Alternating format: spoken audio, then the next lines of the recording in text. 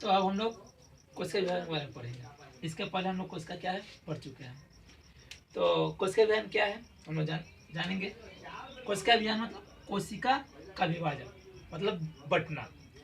तो जिन क्रिया द्वारा मातृ कोशिका से संतति कोशिका का निर्माण होता है उसे कोशिका विभाजन कहते हैं।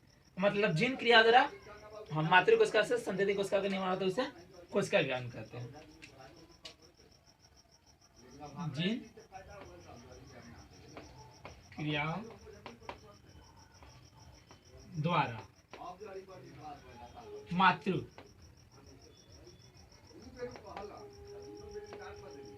कोशिकाओं से संतति कोशिकाओं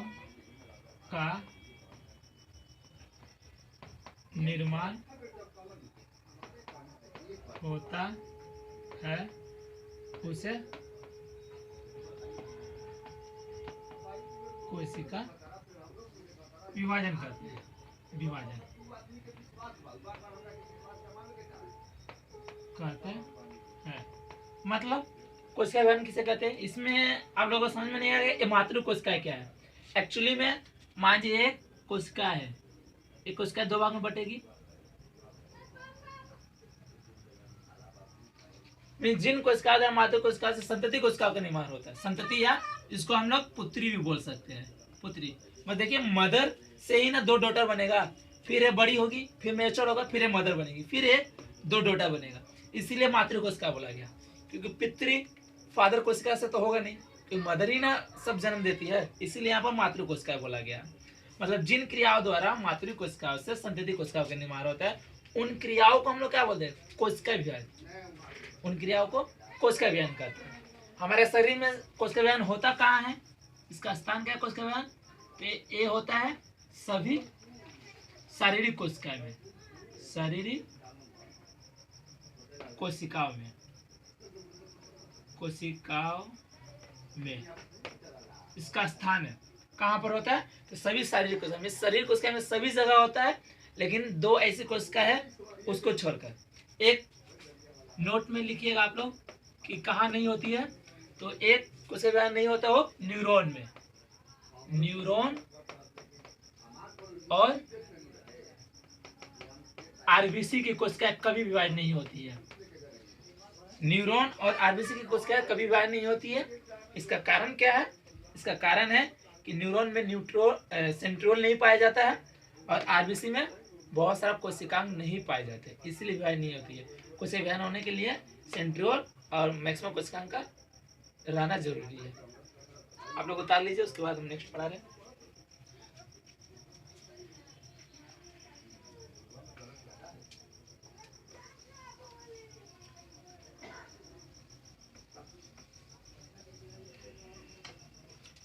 इसके बाद हम लोग पढ़ेंगे कोशिका विभाजन कितने प्रकार के होते हैं। तो कोशिका विभाजन 3 प्रकार की होती है।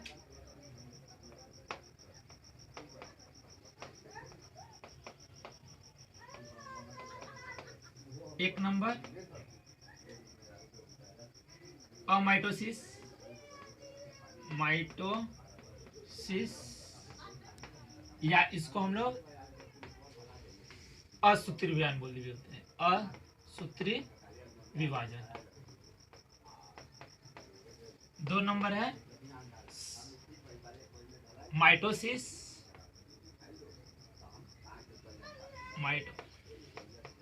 माइटोसिस या इसको हम लोग समसूत्री विभाजन भी बोलते हैं, समसूत्री विभाजन। 3 नंबर है मियोसिस, मियोसिस या हम लोग इसको अर्धसूत्री विभाजन भी बोलते हैं, अर्धसूत्री विभाजन। कोशिका विभाजन कितने प्रकार की होती है, कोशिका विभाजन 3 प्रकार की होती है। 1 नंबर ए माइटोसिस या असूत्री विभाजन, 2 नंबर माइटोसिस या समसूत्री विभाजन और 3 नंबर मियोसिस या अर्धसूत्री विभाजन। हम लोग पढ़ेंगे कि अमाइटोसिस क्या है। अमाइटोसिस के बारे में हम लोग जानना चाहेंगे क्या है अमाइटोसिस। अमाइटोसिस या इसका दूसरा नाम क्या है असूत्री विभाजन। असूत्री विभाजन। देखिए यहाँ पर माइटोसिस के लिए सूत्र का जरूरी रहना जरूरी है, मीन्स क्रोमोसोम। क्रोमोसोम के बारे में इसके बाद हम लोग पढ़ेंगे डिटेल में क्रोमोसोम क्या है। उसके पहले देखिए असूत्री विभाजन क्या है। असूत्री में क्या लग रहा है कि अमीस नहीं, ठीक है। असूत्री में होता है क्रोमोसोम या गुणसूत्र। क्रोमोसोम मतलब इसमें क्रोमोसोम का कोई रोल नहीं होता, कोई वर्क नहीं होता। तो असूत्री विभाजन हम लोग किसे कहते हैं कि केंद्रक विभाजन की असूत्री विभाजन देखिए हम लोग किसे कहते हैं, इसमें मिस क्रोमोसोम की आवश्यकता नहीं पड़ती है। तो वह क्रिया जिसमें केंद्रक मध्य में दबकर दो भागों में कोशिकाएं बढ़ जाती है उसे हम लोग अमाइटोसिस कहते हैं।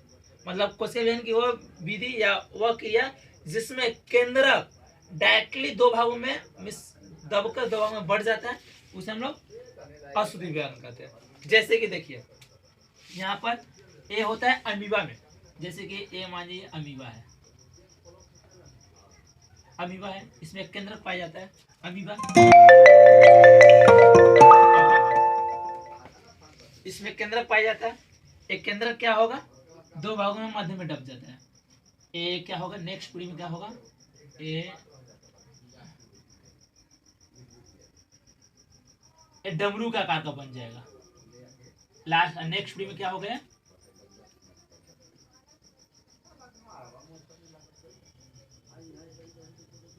ये मध्य में दबेगा, ये भी आप लोगों का दबेगा।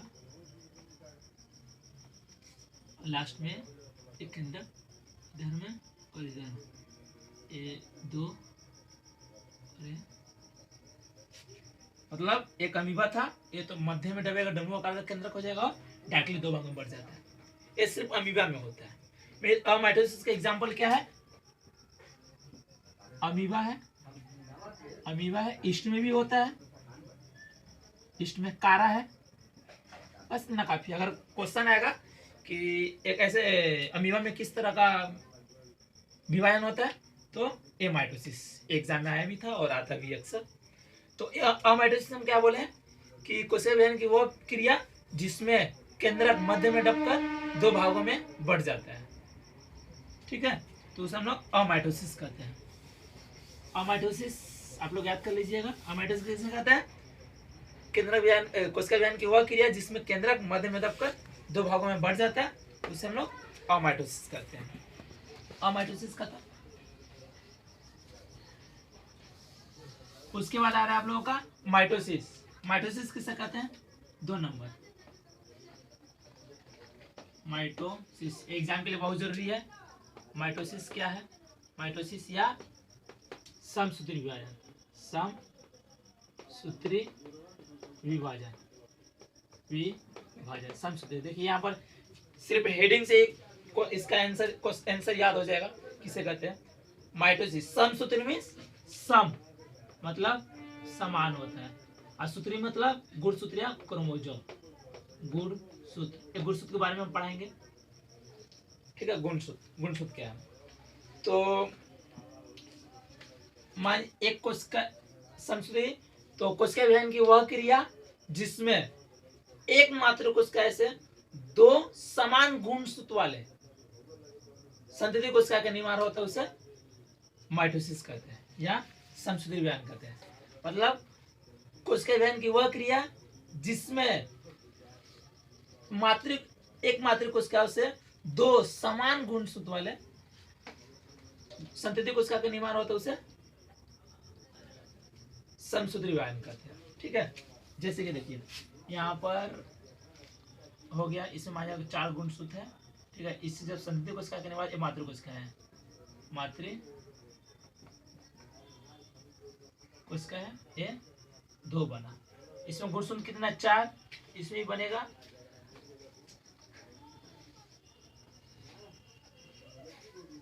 इसमें गुणसूत्र कितना 4, इसमें भी 4 और इसमें भी 4।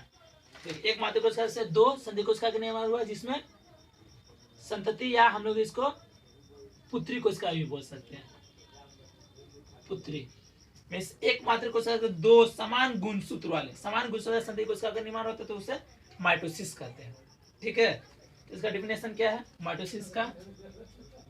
माइटोसिस का डिफिनेशन है माइटोसिस का हम लोग लिख रहे हैं कोशिका विभाजन की वह विधि, बोलिए, कोशिका विभाजन की वह विधि जिसमें एक मात्र कोशिकाओं से दो समान गुण सूत्र वाले संतति कोशिकाओं का निर्माण होता है, उसे क्या कहते हैं? माइटोसिस या समसूत्री विभाजन कहते हैं।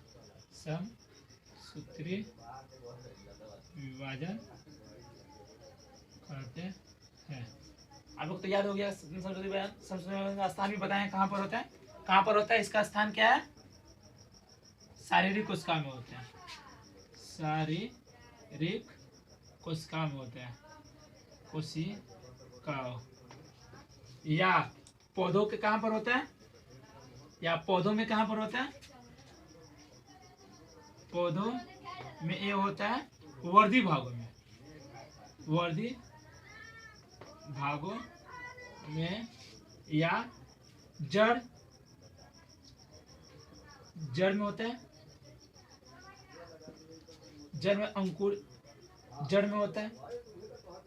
जड़ या नई पत्तियां में होती है। नई पत्तियां में इत्यादि में लिखे वर्धी भागों जो है वहां पर अधिकतर होते हैं। ठीक है, इसके बाद पढ़ेंगे हम लोग, ये उतार लिया आप लोग।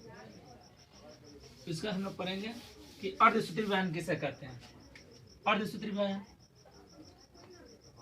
अर्धसूत्री विभाजन, अर्धसूत्री विभाजन कहता है अर्धसूत्र मीन्स आधा सूत्र। अर्ध मतलब आधा, आधा सूत्र। ठीक है, मतलब कोशिका विभाजन की वह क्रिया जिसमें एक मात्र कोशिका है उसे मीन्स अर्धसूत्री वाले संतति कोशिकाओं का निर्माण होता है, उसे अर्धसूत्री विभाजन कहते हैं। मतलब कोशिका विभाजन की वह क्रिया जिसमें एक मात्र कोशिका से दो अर्धसूत्र वाले संतति कोशिकाओं का निर्माण होता है, उसे अर्धसूत्री विभाजन कहते हैं। इसमें देखिए क्या होता है कि ये है मात्र कोशिका, इसमें 4 क्रोमोसोम हो गया। उसे जब दो पुत्री कोशिकाएं बनेगी, एक दो पुत्री कोशिकाएं बने, उसमें गुणसूत्र कितना होगा? अर्ध। उसमें 4 था तो इसमें आधा हो जाता है। ठीक है, इसमें क्या है अर्धसूत्री विभाजन में? मिस कोशिका विभाजन की वह क्रिया जिसमें एक मात्र कोशिका से दो अर्ध गुणसूत्र वाले संतति कोशिकाओं का निर्माण होता है, उसे अर्धसूत्री विभाजन कहते हैं। अर्धसूत्री विभाजन की क्रिया कहाँ पर होती है? तो अर्धसूत्री विभाजन की क्रिया जनन भागों में होती है, जनन अंगों में होती है। जनन अंग क्या है बताए, पहले लिखे कि अर्धसूत्री विभाजन क्या है। कोशिका विभाजन की वह